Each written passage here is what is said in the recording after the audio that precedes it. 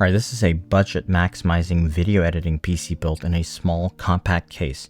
And despite the price point, it's still very high powered for high quality, high resolution footage from your modern cameras. So I'll walk you through the components for this build and show you what it can do.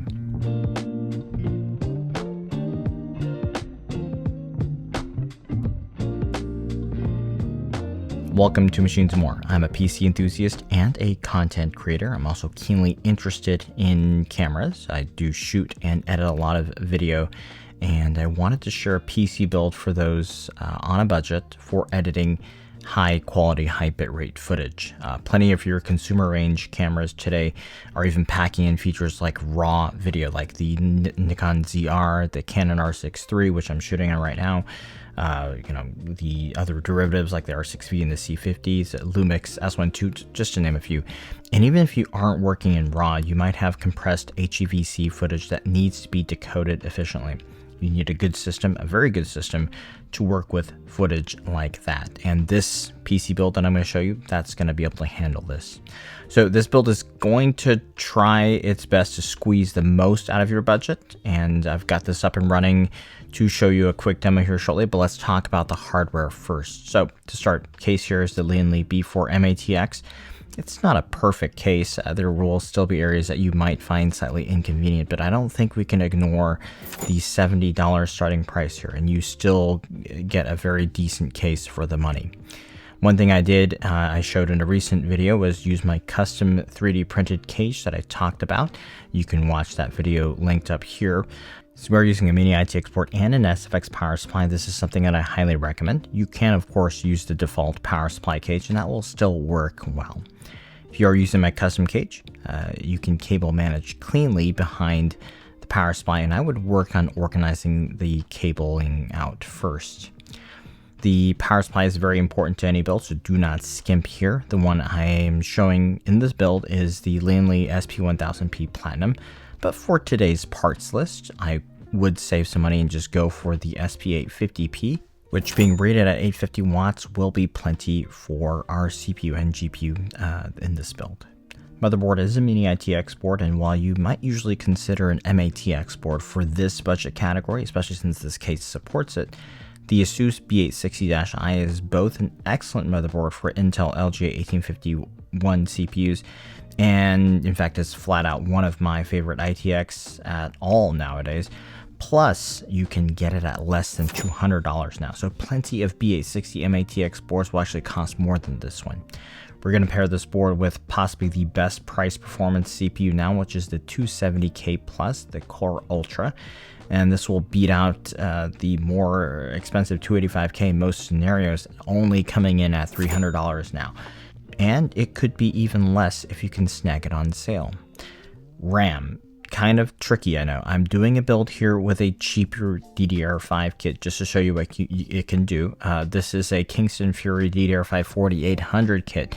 I'm not sure you can even find a kit like this slow these days, but the point of my putting in a lower speed kit just to show the still great results that you can get without springing for the fastest kit. So if you can find a slightly slower kit for less money, it can absolutely be a worthy trade-off. But for the sake of pricing this out based on something you can easily get on the market, let's just put down $400 for a DDR5 6000 2x16GB kit. For storage, this will depend ultimately on how you want to work. This board can fit two M.2s. The case can support additional 2.5-inch SSDs and even a 3.5-inch HDD.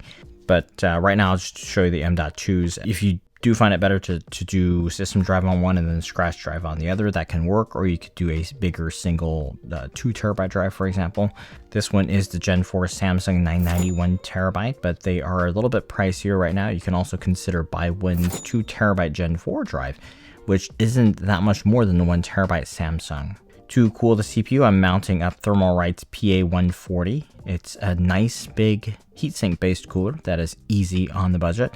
I would recommend this to exhaust out the rear of the case. One thing you can consider doing, like I'm going to show here, is taking the 120mm fan off of the heatsink and then placing it at the back of the case fan as an exhaust slash cooler fan. The big middle fan is going to do the bulk of the heavy lifting anyway, and then having the 120mm fan at the back still running in sync with the one attached to the cooler will help streamline out your airflow. At the front, we can add Arctic's P12 Pro as an intake. This particular one is a reverse ARGB version, which is the only one I have on hand. But for this build, I would just go for the P12 Pro, the black one, and that's only $7. Finally, probably the most important component for video editing nowadays is going to be your graphics card. And I think dollar for dollar right now, the 5060 Ti 16GB VRAM version will make the most sense. This is the Asus Prime, the 16 gig version. The 16 gigs of VRAM will be plenty for 4K footage. Even if you're working with 6K or 7K raw files, this will be good enough, especially if you transcode your raw files to an intermediate codec first. And in my opinion, that's how you should be editing with RAW anyway. So shooting RAW is for flexibility. Once you can grade it, it's perfectly sensible to toss that extra data, right? The NVENC decoders and 50 series NVIDIA cards will now work to accelerate 10-bit 422 HEVC footage. So if you're not shooting RAW and instead something like 10-bit S-Log3 XAVCHS, like in Sony cameras, this will work so efficiently with the new decoder set. I don't think you really strictly need to transcode to an editing codec, and then you can just work directly off of the originals. You can, of course, step up to the 5070, but that actually has less VRAM, albeit on a 192-bit bus, but it's also got faster compute. In my opinion, if you're looking to step to the next level, I'd actually consider 5070 Ti to be the real upgrade. But that one puts us beyond the scope of the budget here. Total cost can come in lower than $2,000 US, and while that does seem a little bit high, that is the general situation for hardware in general nowadays. Due to storage and memory costs, I know a lot of folks that are considering video editing applications in this price range will also be cross-shopping something like an M5 Pro equipped Apple MacBook Pro. Even Apple has had to raise the prices recently for those MacBook Pros because of the higher hardware costs. And even though I don't have one to test with, I wanted to show you the results compared to that. I grabbed some benchmark data for a high-spec 20-core GPU M5 Pro so that we can compare, and that will set you back $2,700 US or so now. And that's the one with 24 gigs of RAM and 1 terabyte on the storage. And that's, of course, that's going to give you some mobility. So if you are on the go constantly, obviously a desktop build won't be as good for you. But just to give us an idea, and I wanted to focus on the standard and extended benchmarks. The standard will be less demanding in terms of resolution and the effects, and the extended benchmarks will be higher res and higher effects. In terms of the overall score, this build is going to beat it. Specifically, if you look at the raw score first, if you're interested in working with raw files, I will caution you to definitely invest in a lot of scratch storage first. But in both standard and extended, our B4 build is going to be ahead here. Long GOP for your compressed codecs, B4 build still superior. And looking at a few encoding benchmarks for H.264, which you might use for client delivery or for something like YouTube or other socials, something like that, the 5060 Ti encoder is going to be vastly faster for that. However, one test where the M5 Pro wins is the ProRes 422 encoding test. For this one, PugetBench uses a DNX HR source file. Because the 5060 Ti has an NVENC decoder, I suspect that if the source material is H.264 or 265, it may perform a little bit better than that. The M5 Pro has a dedicated ProRes media engine, and the M5 Max, if I recall correctly, has 2 media engines. But that one's way more steep in price compared to, what we're discussing here. But that's the reason why the MacBook Pros, the M5 Pros, are good at this task. Just a few more data points I was curious about here. So 4K Canon RAW Light. This build's going to be better. 5K X OCN, like on the newly announced Sony FX5. This is going to do it better. R3D, like on the ZR. Another win here. So overall, whether you're doing RAW or say H.264, H.265, I think this is going to be a superior system. Although it kind of still blows my mind that a mobile system is even something that I can be comparing a desktop system to. So if you do this DIY build, you're going to come in at a decent price point. I'm going to show you just a demo here. Okay, just a quick live demo here. So I've got a few clips loaded up into Davinci Resolve. This is a studio version. So if you have the free version on Windows, it's not going to have as much GPU acceleration. So definitely the studio version is going to be more applicable here. The first clip here is shot on Canon RAW Lite, and this is 7K footage. Okay, and 24 FPS. This one here is 6K Nikon ZR. So this is R3D footage. This is RAW footage as well. And this one here is full Canon RAW at 7K. This is not the non-compressed RAW. I've got a few nodes here for the color grading, so it's not like it's just playing stuff back. It's actually, you know, doing the computation real time here. We can play through it just fine. I mean, this is not going to be any issue. I've got color grading, I've got the RAW settings dialed in as well. It's playing back real time, you know, 24 FPS here, not a problem. Same thing with the ZR footage here. No problems.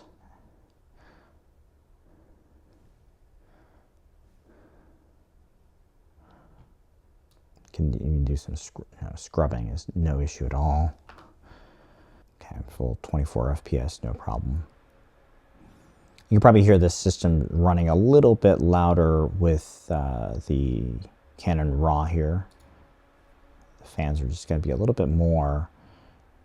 6K RAW from the R3D. I think it's a little less compressed because the file sizes are huge. So that may be why the system is a little bit lower. 65 watts on the 270K Plus. And then over here on the GPU, it's actually only running at 50 watts. So this is a little bit easier. And I compare to the full Canon RAW at 7K. This GPU is going to be, you know, 120 watts or so for the playback. And yeah, it's actually pretty significant load for just playing back. 93 watts or so. So the, you know, 7K RAW is going to take a little bit more power. You can hear the fans ramping up in the background, I'm sure. So where you might see a little bit of slowdown is higher frame rate RAW footage. So this is Canon RAW Lite shot at 60 frames a second. And you'll see the playback is topping around somewhere around 28, 29 FPS.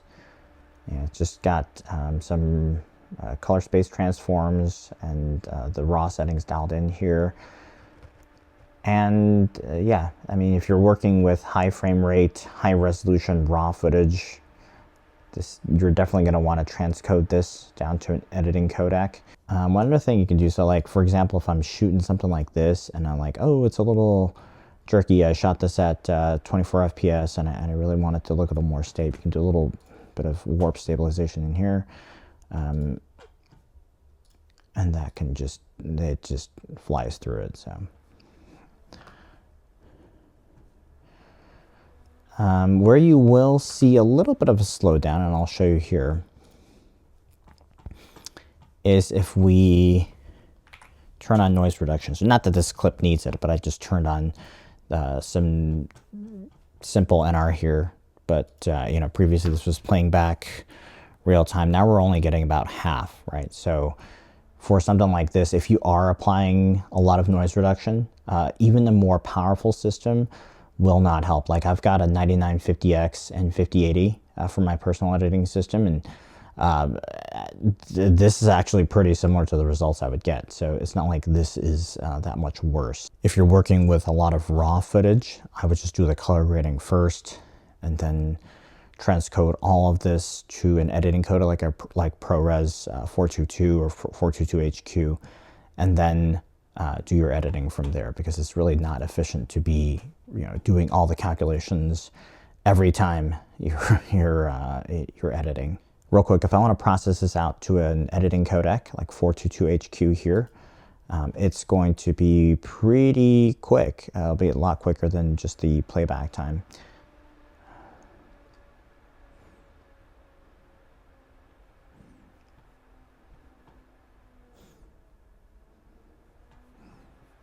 So here it's processing the ZR footage at about 56 FPS.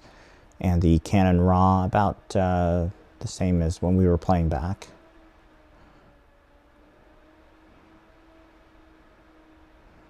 Very powerful system. And so if you have footage, you do this, you move it to your intermediate codec, and then when you're doing your editing, it's going to be a lot more smooth, and you could do a lot more tracks layered on top of each other.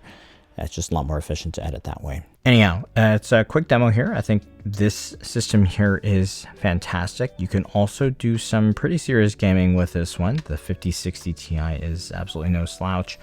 1440p gaming would be ideal, or high 1080. Thermals, not going to be a problem. For CPU rendering, you've got plenty of headroom. And gaming, the way the cooling and airflow setup, it's really doing a lot for not having spent that much. We got plenty of headroom here. I mean, what did I do? $40 for the cooler, and then we used stock fans that came with the case, and we added on a $7 case fan, right? And you can add on another one of those case fans, put it at the back, and then keep your the cooler fan on the heatsink. I mean, you know, there's you can spend a little more on it too, right? I could personally do 100% of my editing workflow with this one. I don't shoot RAW that often, but you know, this here is really the sweet spot. If you want to do it, please check out the links down below. If you enjoyed this content, also let me know, and let me know how I could make content like this better. And big thanks for watching.